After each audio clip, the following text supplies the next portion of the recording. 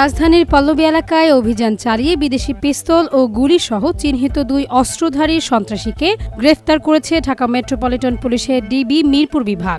গ্রেপ্তারকৃতরা হল হুদা মামুন এবং অরিন। শনিবার রাতে পল্লবী থানাধীন নিউ টাউন বাজার মৎস্য আড়তের একটি গোপন কক্ষ হতে তাদের গ্রেপ্তার করা হয়।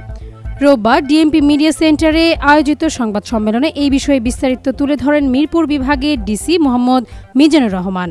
তিনি বলেন, গতকাল রাত 26শে এপ্রিল 2025 তারিখ গভীর রাতে আমরা গোপন সংবাদের ভিত্তিতে জানতে পারি এবং আমাদের তথ্য প্রযুক্তির সহায়তায় জানতে পারি যে তারা পল্লবী এলাকায় যে নিউ টাউন বাজার আছে, সেখানে একটি মৎস্য আড়ত আছে।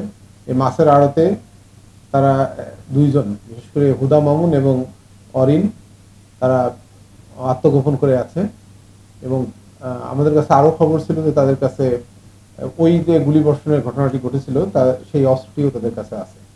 তো আমরা এই খবর পেয়ে আমাদের আমি এবং আমার ডিসি সহ আমাদের একটি টিম, 2টি টিম, আমরা ঘটনাস্থলের উদ্দেশ্যে রওনা হই এবং ওই মৎস্য আড়তের আশেপাশ সহ সমস্ত এলাকা কর্ডন করে ফেলি। এক পর্যায়ে তাদেরকে আমরা অপারেশন চালাই এবং মৎস্য আড়তের দোতলার একটি গোপন কক্ষ, অনেকগুলো কক্ষের ভিতরে একটা গোপন কক্ষের ভিতর থেকে আমরা তাদেরকে 2 জনকেই গ্রেফতার করতে সক্ষম হই।